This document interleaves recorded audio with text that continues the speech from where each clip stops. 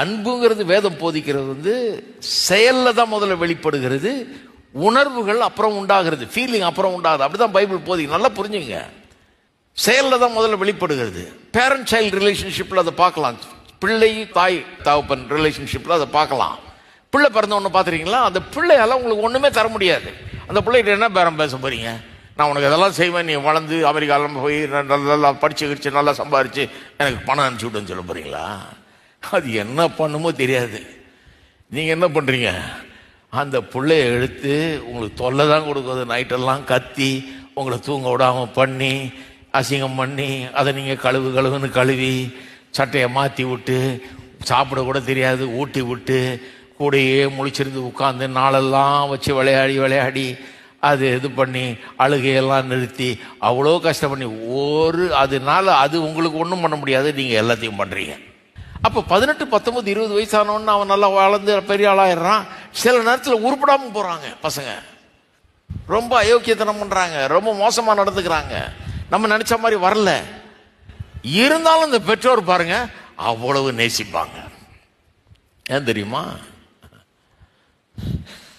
அன்பை காட்டி காட்டி செஞ்சு என் பிள்ளையாச்சே நான் பெற்றேன், இது என் கடமை, நான் செய்தே ஆகணும்னு சொல்லி அந்த பிள்ளையோட உட்காந்து ஊட்டி சட்டையை மாட்டி விட்டு நம்ம சாப்பிடலாம் கூட பரவாயில்ல, பிள்ளை சாப்பிடணும்னு நினச்சி பிள்ளைக்கு வேண்டியதெல்லாம் செஞ்சு நல்ல பள்ளிக்கூடத்துக்கு அனுப்பிச்சு எல்லாத்தையும் செஞ்சு அவனுக்காகவே வாழ்ந்து எல்லாத்தையும் அவனுக்காகவே செஞ்சபடினால அவன் பெண்ணால் உருப்படி இல்லாமல் போனால் கூட அவனை நேசிக்கிறாங்க.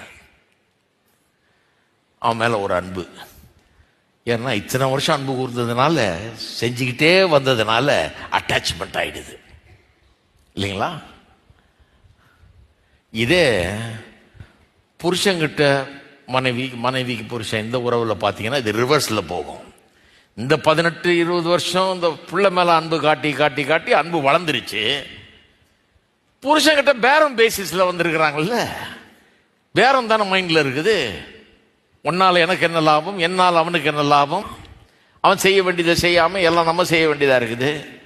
அப்போ அவன் கொஞ்சமாக செய்ய வேண்டியது அப்படின்றதுனால இவங்க கொஞ்சமாக அன்பை காட்ட ஆரம்பிக்கிறாங்க.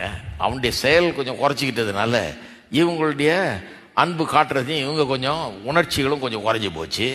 இவங்க உணர்ச்சி காட்டுறதுனால இவங்களால இப்போ செயலில் அவங்க அன்பை காட்ட முடியல.